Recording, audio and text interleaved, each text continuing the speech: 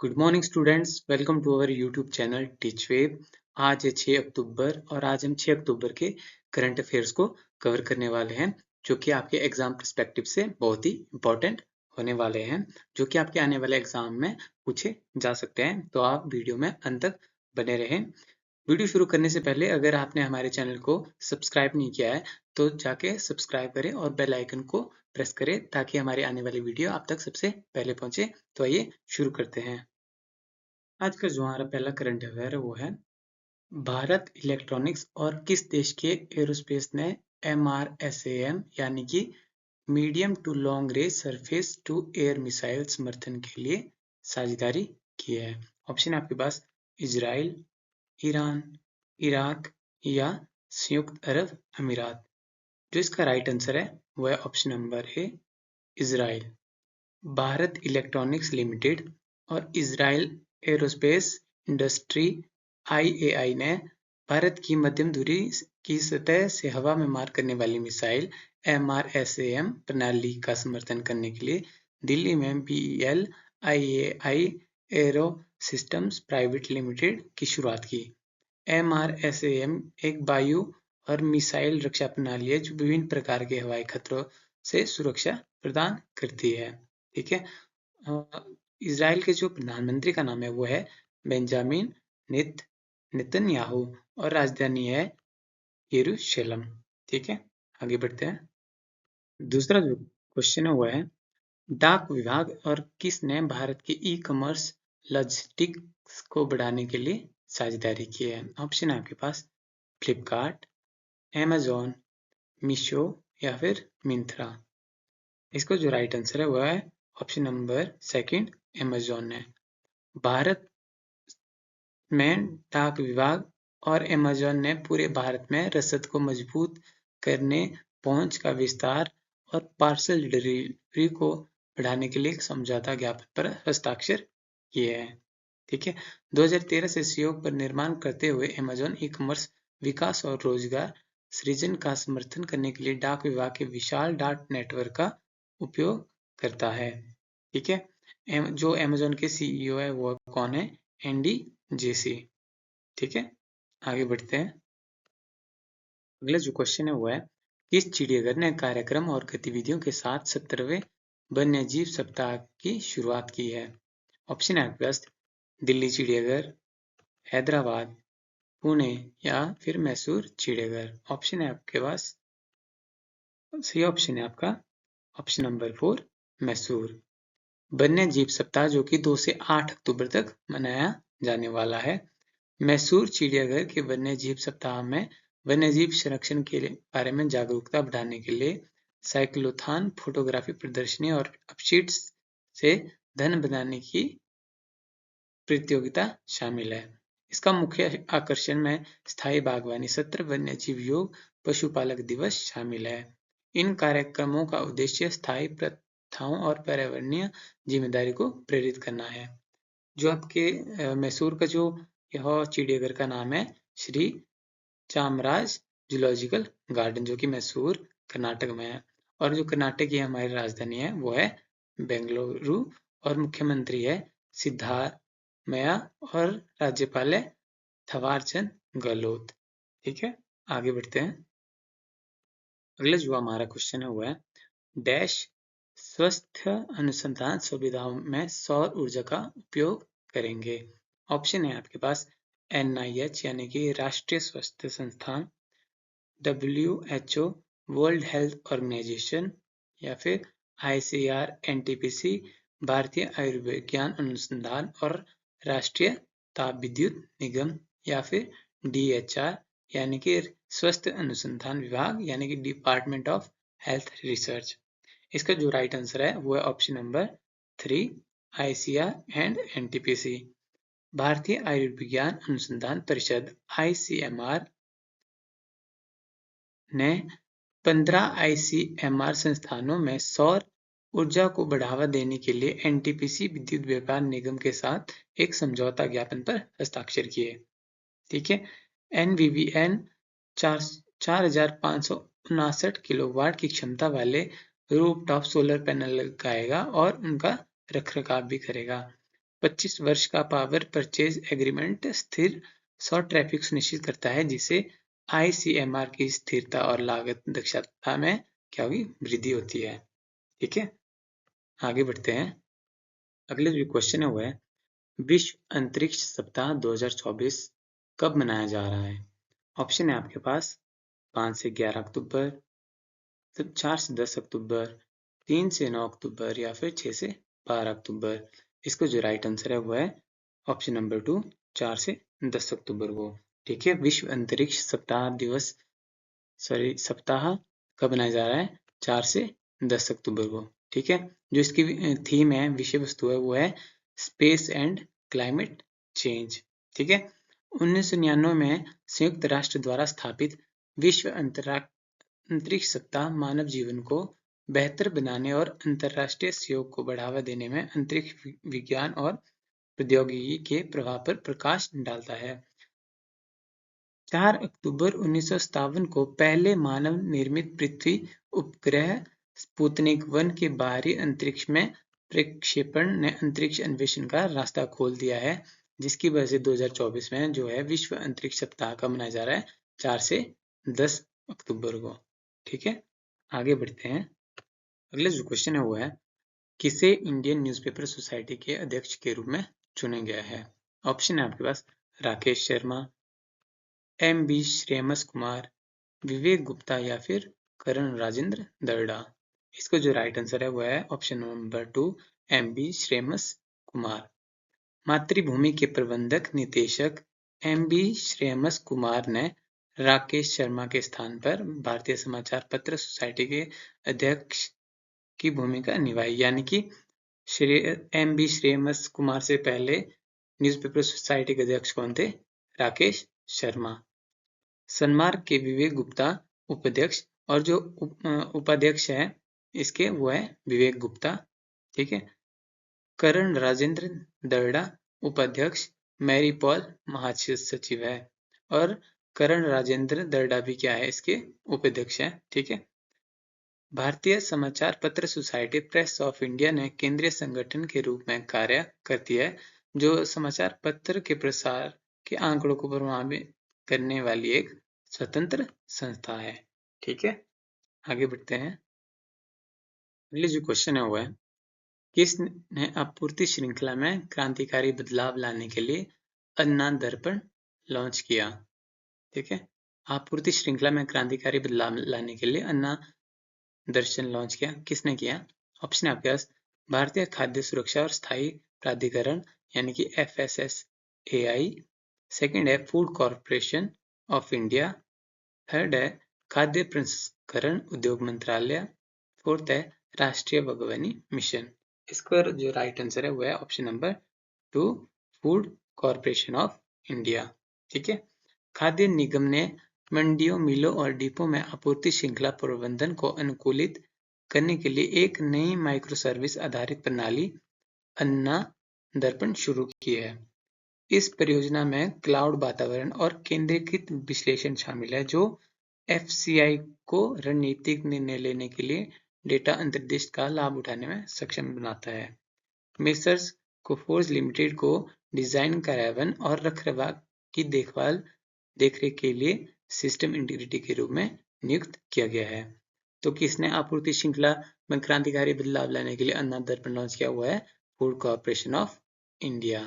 ठीक है, आगे बढ़ते हैं। अगला जो क्वेश्चन है वो है, ताइवान को अमेरिका निर्मित कौन सी डैश मिसाइल सिस्टम की पहली खेप प्राप्त हुई? ऑप्शन है आपके पास पैट्रियट, सेकंड ऑप्शन है हार्पून, तीसरा है नाइक ज्यूस या फिर फोर्थ ब्यूरोबैस्टिनिक। इसको जो राइट आंसर है वो है ऑप्शन नंबर सेकंड, हार्पून। ठीक है, ताइवान को अमेरिका निर्मित हार्पून मिसाइल सिस्टम की पहली खेप प्राप्त हुई। ठीक है, ताइवान की हार्पून मिसाइलों का पहला बैच 100 शोर माउंटेड सिस्टम के लिए पहुंचा, जिससे कि तटीय रक्षा क्षमताओं में वृद्धि हुई। यह किसके लिए उन्होंने तटीय रक्षा की क्षमताओं में वृद्धि करने के लिए। ठीक है, हार्पून एक सभी मौसम में काम करने वाली क्षितिज के पार जहाज रोधी मिसाइल है, जिसे मैकडॉनल्ड डगलस द्वारा निर्मित किया गया है। जो हार्पून जो मिसाइल है उसे किसके द्वारा निर्मित किया गया है? मैकडॉनेल डगलस द्वारा क्या है? निर्मित किया गया है। ठीक है, आगे बढ़ते हैं। अगला जो क्वेश्चन है वो है, किस आईआईटी ने रेटिनल ड्रग डिलीवरी के लिए नई तकनीक विकसित की है? ऑप्शन है आपके पास IIT Hyderabad, IIT Kanpur, IIT Indore या फिर आईआईटी मद्रास। इसका जो राइट आंसर होने वाला है वो ऑप्शन नंबर 4 आईआईटी मद्रास ने रेटिनल ड्रग डिलीवरी के लिए नई तकनीक विकसित की है। आईआईटी मद्रास के शोधकर्ताओं ने रेटिना के फटने और डायबिटिक रेटिनोपैथी जैसी स्थिति के लिए दवा वितरण में सुधार के लिए हल्के लेजर प्रेरित संवहन का उपयोग किया है।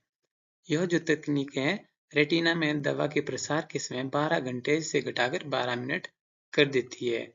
विले हीट ट्रांसफर जर्नल में प्रकाशित निष्कर्ष रेटिना रोगों के लिए सुरक्षित अधिक प्रभावी दवा वितरण पर प्रकाश डालती है। ठीक है, आईआईटी मद्रास ने रेटिनल ड्रग डिलीवरी के लिए नई तकनीक को विकसित किया है। ठीक है, आगे बढ़ते हैं। अगला जो क्वेश्चन है वो है हमारा, भारत नवंबर में यूरोनेवल 2024 में शामिल होगा, जो वह कहाँ होने वाला है? भारत जो यूरोनेवल 2024 में शामिल होगा वह कहाँ होने वाला है? ऑप्शन है आपके पास अमेरिका, जापान, फ्रांस या फिर संयुक्त अरब अमीरात।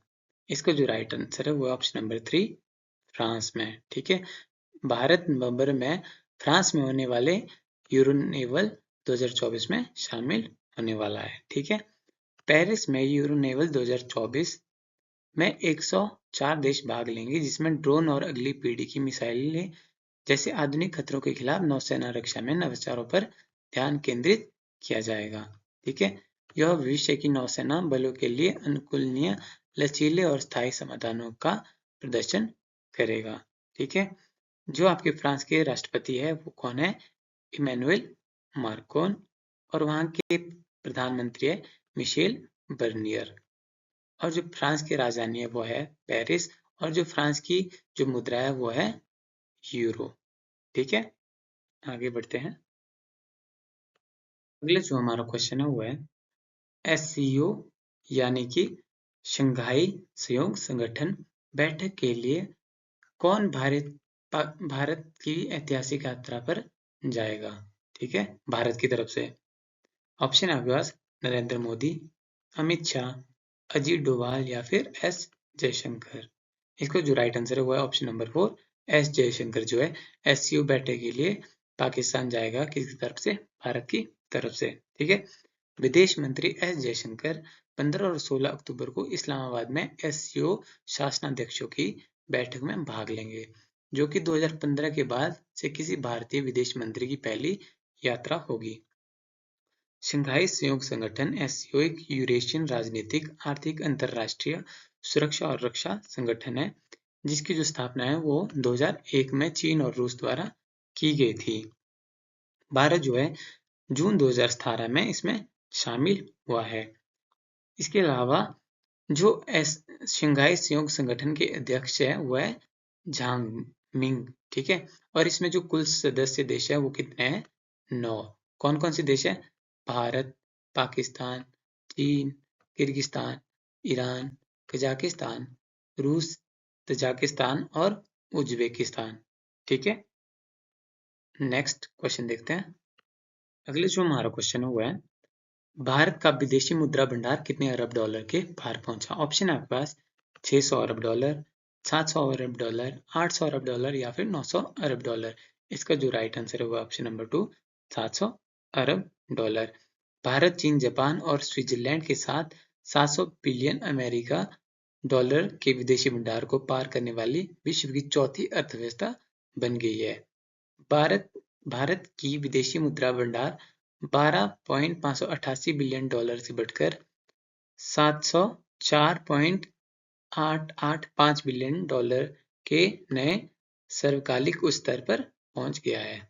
ठीक है, आगे बढ़ते हैं। अगला क्वेश्चन है वो है, वैज्ञानिकों ने पृथ्वी की सतह से कितने किलोमीटर नीचे छिपा एक महासागर खोजा है? ऑप्शन है आपके पास 600 किलोमीटर, 700 किलोमीटर, 800 किलोमीटर या फिर 900 किलोमीटर। इसका जो राइट आंसर है वो है ऑप्शन नंबर 2, 700 किलोमीटर। शोधकर्ताओं ने पृथ्वी के मेंटल में 700 किलोमीटर की गहराई पर एक रिंग बोर्डाइट के भीतर एक छुपा हुआ एक जल भंडार पाया है जो सभी सतही महासागरों से कितना 3 गुना बड़ा है। यह दर्शाता है कि महासागर ग्रह के अंदरूनी भाग से उत्पन्न हो सकता है। ठीक है। अध्ययन में भूकंपीय तरंग वेगों में परिवर्तन का पता लगाने के लिए 2000 सिस्मोग्राफ के नेटवर्क का उपयोग किया गया जिससे जल की उपस्थिति का पता चला है। ठीक है, आगे बढ़ते हैं।